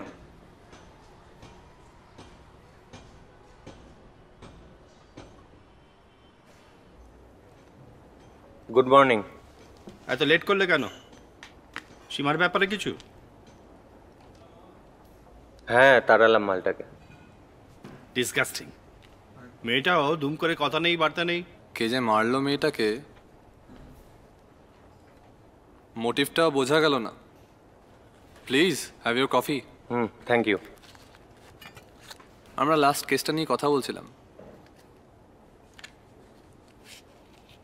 পিআরইউর কেসটা তো? হ্যাঁ, ফাইলগুলো তো আছে তোমার কাছে, আর তুমি তো জানোই কি করতে হবে। সেটা তো নতুন কোনো ব্যাপার নয় তোমার কাছে। ফাইলগুলো তো আছে, দেখতে হবে। তবে একটা কথা আপনাদের স্পষ্ট করে জানিয়ে রাখি, সেটা হচ্ছে এসব কাজ আমি আর করব না। এসব কাজ করবে না মানে? মানে এসব চিটিং করতে আমার আর ভাল লাগছে না। তুমি তো দেখছি রাতারাতি সত্যবাদী যুধিষ্ঠির হয়ে গেছো। ফাইলগুলো কোথায়? ঠিক মনে নেই। ভাবতে কদিন টাইম লাগবে আপনার? 1 সপ্তাহ, 1.5 সপ্তাহ লাগতে পারে। আচ্ছা, একটা কথা আপনারা বলুন তো, এই যে ফাইলটা বা ফাইলগুলো আমার কাছে আছেই, এ ব্যাপারে আপনারা নিশ্চিত? আপনি অনেক দূর গেছেন, আমরাও যাব, দেখা হবে। Au revoir, monsieur. খুব ভুল করলে তুমি। তাড়াচ্ছেনটা কবে?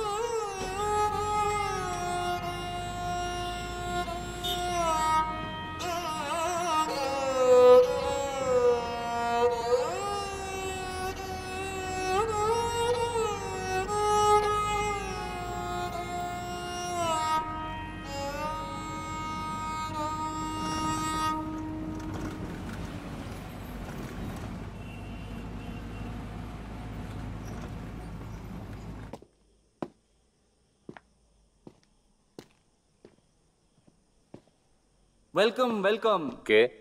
বাড়ির সামনে দেখেই বুঝেছি, আপনার জন্যই অপেক্ষা করছিলাম, কখন আসবেন। চলুন বসি, আসুন।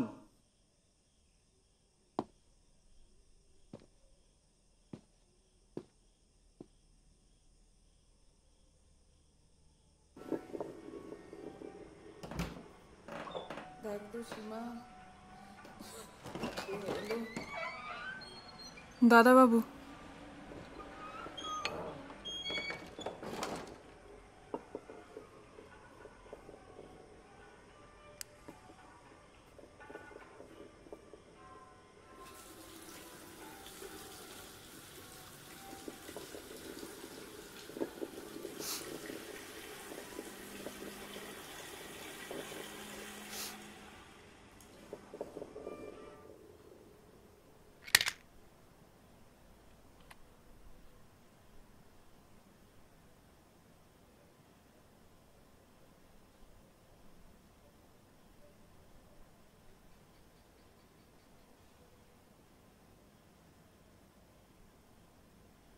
বড় মার ওষুধটা শেষ হয়ে গেছে, আনতে হবে।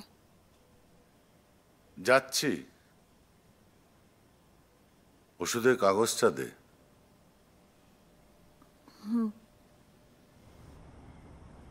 একটা সিগারেট দে তো।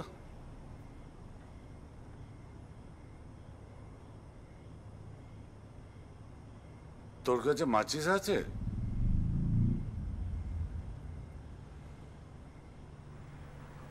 ওয়েলকাম।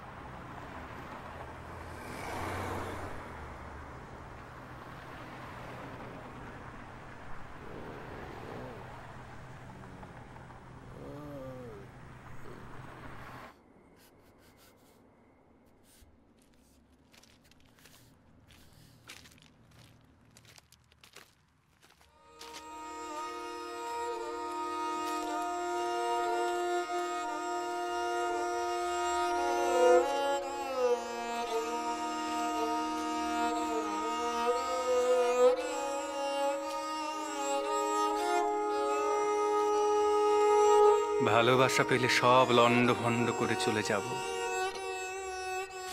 যেদিকে দু চোখ যায়, যেতে তার খুশি লাগে খুব।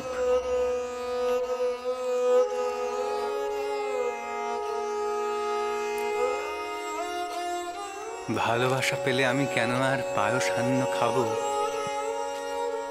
যা খায় গরিবে তাই খাবো বহুদিন যত্ন করে।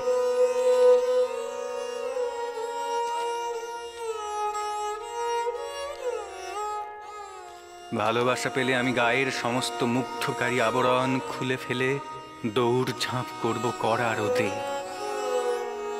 উল্লুক আমায় বলবে প্রসন্নতা পিয়াসী ভিখারি।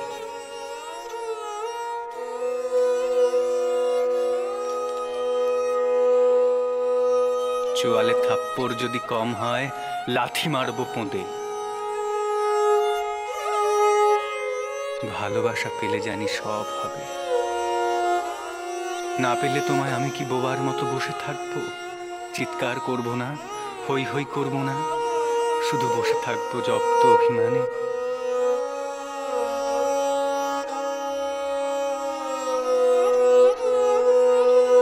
ভালোবাসা না পেলে কি আমার এমনই দিন যাবে চোরের মতন, কিংবা হাহাকারে সোচ্চার বিমনা? আমি কি ভীষণ ভাবে তাকে চাই?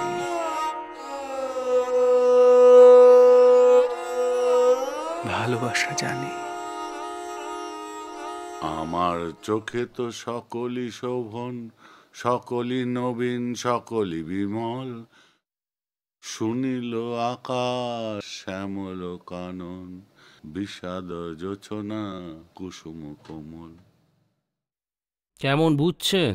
কি না, ওই অন্ধকারচ্ছন্ন শেষ না হওয়া একটা গলির মধ্যে হাঁটতে হাঁটতে আপনার কি মনে হচ্ছিল? বিবর অ্যান্ড বিয়ন যেন একটা গভীর কৃষ্ণ গহ্বর। আর গহ্বর মানেই উত্তেজনা। একদম ঠিক। আর এই সংলাপের মধ্যে শব্দগুলো যেভাবে বলেছেন না, দাবনা, পাছা।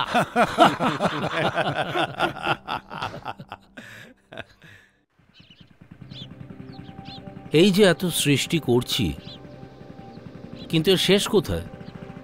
শেষ তো নেই। এই যে সমুদ্রের ঢেউ, এর কি কোনো শেষ আছে? তাহলে এত সৃষ্টি করার মানে কি? এর তো কোথাও না কোথাও একটা শেষ হবে।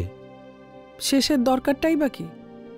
এই যে প্রকৃতি যেমন জীবন সৃষ্টি করছে, আবার শেষ হয়ে যাচ্ছে, আবার একটা নতুন জীবন। এই ছোট্ট জীবনের সার্থকতা কোথায়? অন্যের জন্য করে যাওয়া, প্রকৃতির কাছে নিজেকে সমর্পণ করার মধ্যে দিয়ে উচ্চতর মার্গে পৌঁছানো যায়। মৃত্যুর কাছে সমর্পণ করাটা কি বাঞ্ছনীয়? মৃত্যু তো অনিবার্য, তাকে মেনে নিতে বাধাটা কোথায়? এই জন্য তুমি সৃজনী।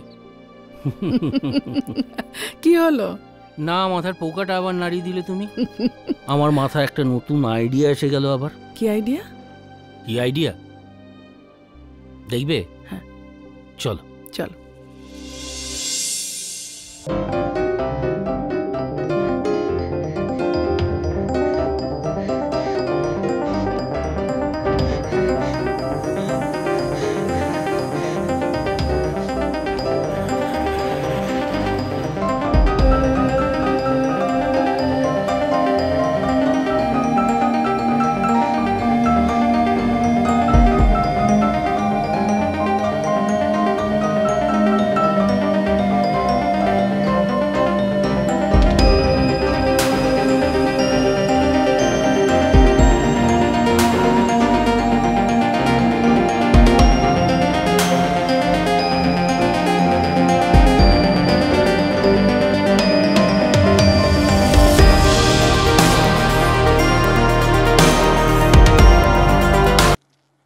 সিগারেট খাওয়া ধরেছে।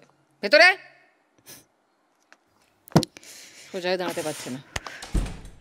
কোথায় গেছিলিস তুই? আমি কিছু জিজ্ঞেস করছি। তোমার জানার কোনো প্রয়োজন নেই। কি? আমার জানার কোনো প্রয়োজন নেই? কি অবস্থায় বাড়ি ফিরেছিস তুই? ছাইপাশ গিলে কার সাথে বেলালেপনা করছিলিস তুই?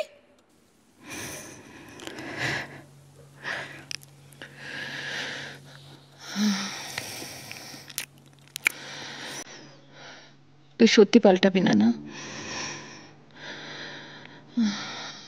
আমার জীবনটা সবই আমার কপাল। তোমার মতন তো আমার কপাল। তুমি যেমন পাল্টাবে না, আমিও তেমন পাল্টাবো না।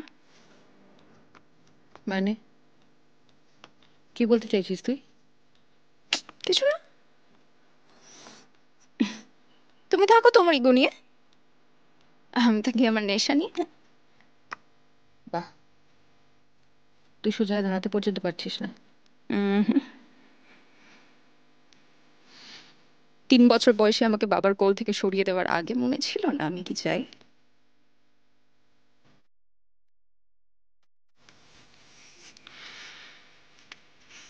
তুই বাবার কাছে গেছিলিস?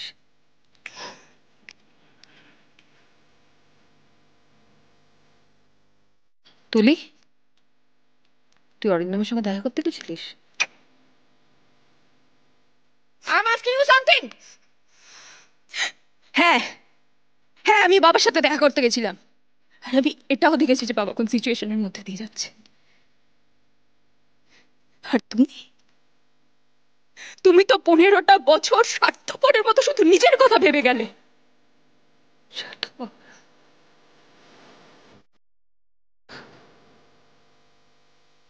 তোকে কোলে নিয়ে আমি একা লড়ে গেছি 15টা বছর। শুধু তুই কি চাস, তোর কি ভালো হোক সেটাই ভেবেছি। সেটা যদি স্বার্থপরতা হয়, হ্যাঁ আমি স্বার্থপর। একবার যদি তুমি একটু আমার কথা ভাবতে, তাহলে এই সব হতো না। ছাড়ো, কিছু না, তুমি এখন বুঝবে না, আর যখন বুঝবে তখন। তখন কি? কি যখন বুঝবে তখন? তুই বড্ড বেশি বুঝে গেছিস, তাই না? আমার বোঝা না বোঝায় তোমার কি যায় আসে? তুমি তো কিছু না বুঝেই এক নিমিষে বাবার সঙ্গে সমস্ত সম্পর্ক তুমি শেষ করে ফেলেছ। ছাড়ো, তোমার সাথে এসব কথা বলে কোনো লাভ নেই।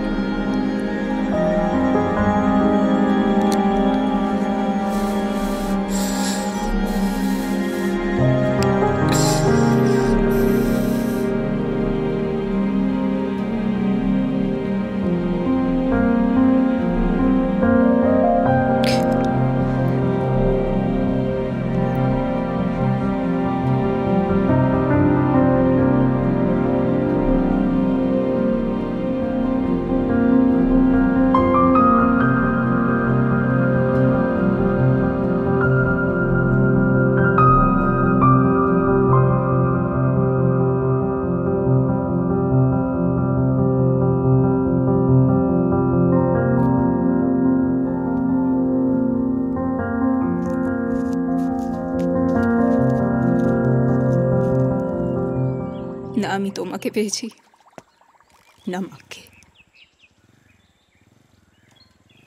একটা বারের জন্য তোমরা আমার কথা ভাবলে না? আমায় কথা বলার সময়ও দেয়নি পৃথা। তোর মাকে অনেক আটকানোর চেষ্টা করেছি, কিন্তু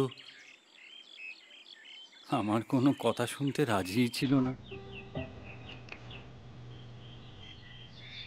অরুণিমা আমাদের দুজনের খুবই ভালো বন্ধু ছিল।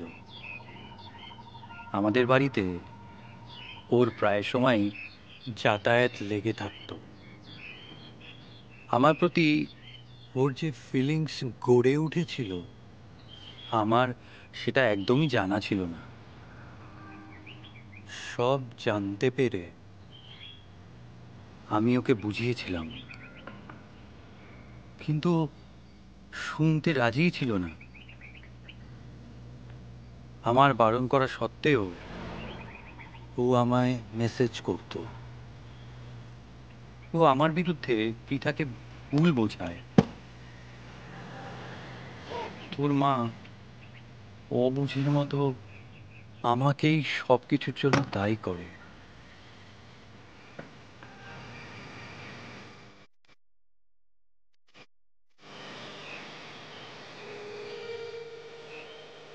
শেষমেশ নিজের জেদটাকেই বজায় রাখে।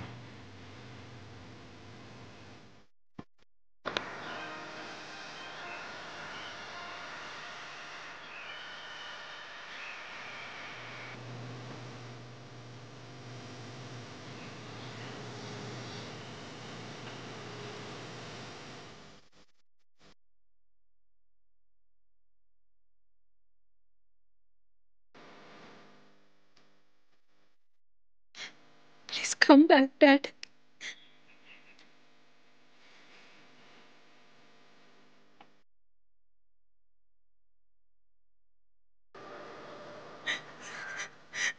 I want both of you. Please.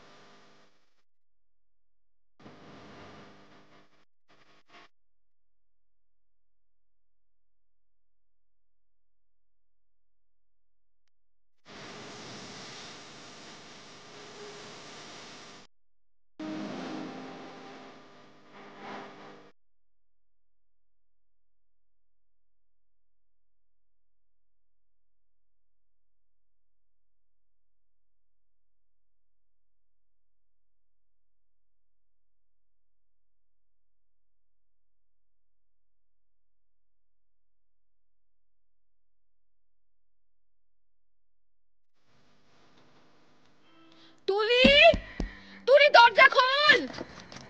তুলি, দরজাটা খোল। তুলি, তুলি, তুলি, তুলি চোখ খোল। তুলি, চোখ খোল। তুলি, এ তুই কি করেছিস? তুলি, চোখ খোল। তুলি,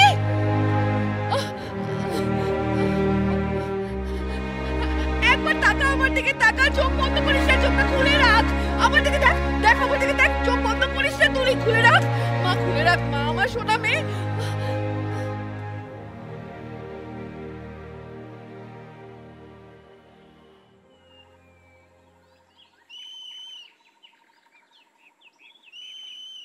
তুইও আমায় সময় দিলি না। তুইও তোর মায়ের মতো আমাকেও পর মনে করলি।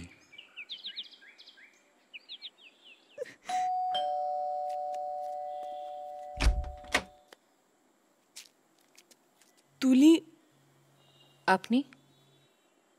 আমি বিদিশা রায়, তুলি সাইক্রেটিস্ট।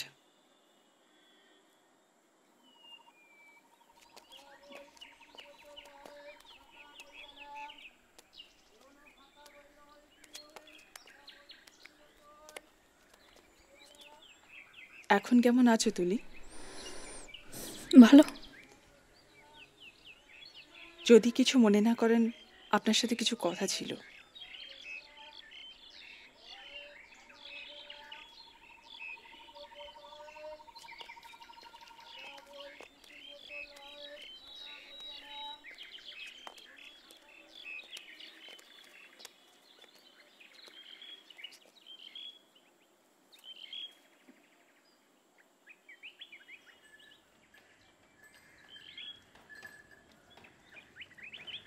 একাকিত্ব মনোভাব জন্মালে মানুষ এরকম পরিস্থিতিকে গ্রহণ করতে বাধ্য হয়।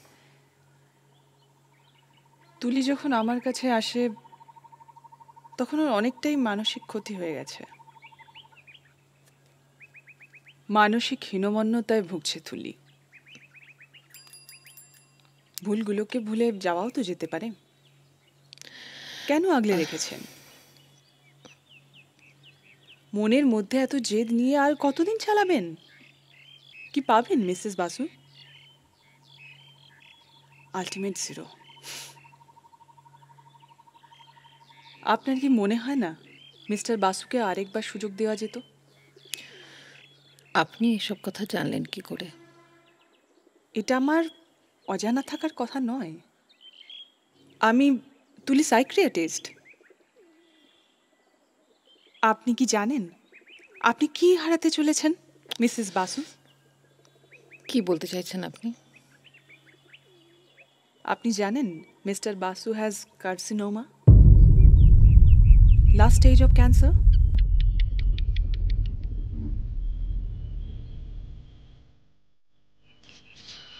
আপনি জানেন মিস্টার বাসু বারণ করেছিলেন তুলিকে। তুলি তাই এতদিন আপনার কথা কি আর বলবো আপনাকে, তাই এতদিন নিজের মধ্যে বয়ে চলেছে, তবু আপনাকে বুঝতে দেয়। একটা কথাই বলবো, আপনার উচিত ছিল সেটাকে আরেকবার ভেবে দেখা।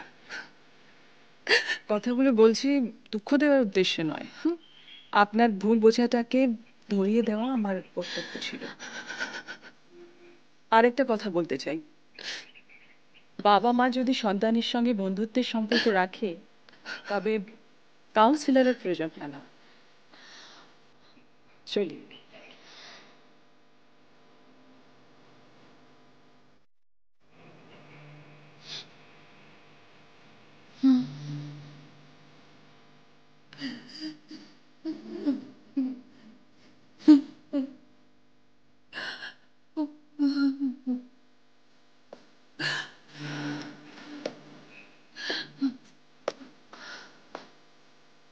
তুমি বোঝাতো আমাকে। সিম্প্যাথি দেখিয়ে ভালোবাসা অর্জন করা যায় না। তুলিকে তোমার কাছে সমর্পণ করে দিলাম। ওকে ভুল বুঝো না, ও খুব চিড়ি, অনেকটা তোমার মতো।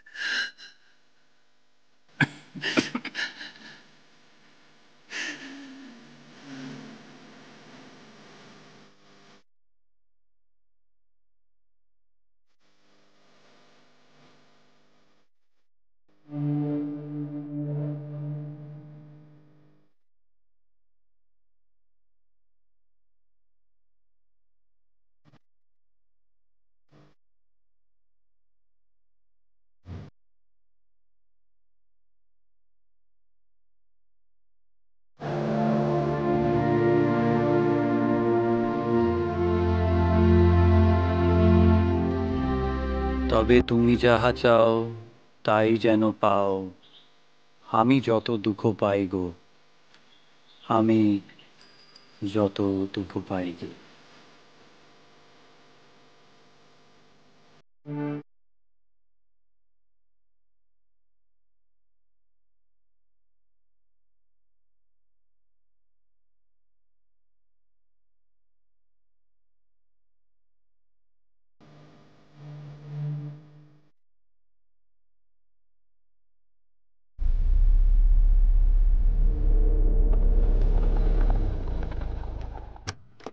আসুন দিদি।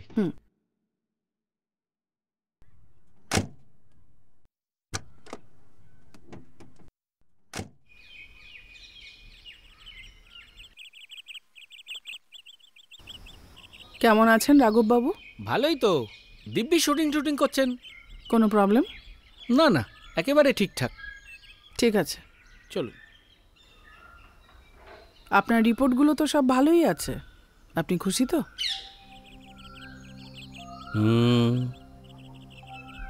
ওষুধপত্র, খাওয়া দাওয়া সব সময় মতো করছেন তো? যেমন দেয় তেমন খাই। That's like a good boy. তবে এবার কিন্তু এক্সারসাইজটা শুরু করতে হবে, বিশেষ করে মর্নিং ওয়াক। কি দেখছেন? আপনাকে দিও না, আমার ফিল্মে একটা দারুণ ক্যারেক্টার প্লে করানো যায়। আমায় নেবেন? আপনি করবেন? সত্যি? সাইকিয়াট্রিস্টের কাজের পাশাপাশি ভাবছি অ্যাক্টিংটাও করব।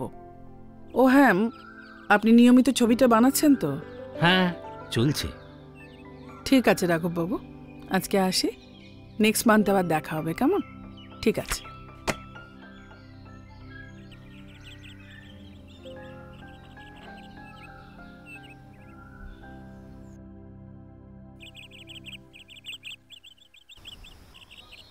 Good morning doctor. Good morning. কেমন দেখলেন? ফাইন, প্যারামিটারগুলো ঠিকই আছে, ভালোই আছেন। আমি দুটো শুধু ওষুধ চেঞ্জ করে দিয়েছি আর ফাইলটা দিয়ে এসেছি। নিশ্চয়ই, আমি দেখে নেব। এটা যদি অন্য কেউ হতো তাহলে আমি অ্যাসাইলেমে রেফার করতাম, কিন্তু ভদ্রলোক এত ভালো, নিজের কল্পনার জগতে ভালোই আছেন। সত্যি, ওনাকে সবাই ভীষণ ভালোবাসেন, উনি এত ভালো মানুষ। সত্যিই খুব স্যাড। এরকম একটা ট্র্যাজিক অ্যাক্সিডেন্টে ওনার স্ত্রী আর বাচ্চা যদি মারা না যেত, তাহলে হয়তো ভদ্রলোকের জীবনটা একেবারে অন্যরকম হতো। Yes doctor. আসি।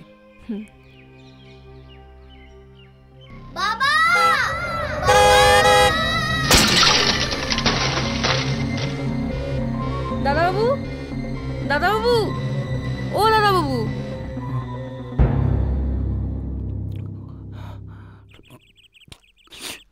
ও তুই?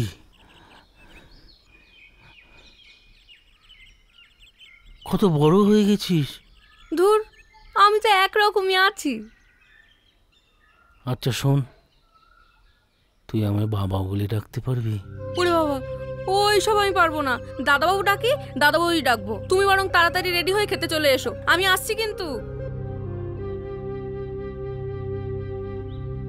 ও শোন, পুলককে বল ক্যামেরাটা বার করতে, কল টাইম আছে। আচ্ছা ঠিক আছে। Lights, camera,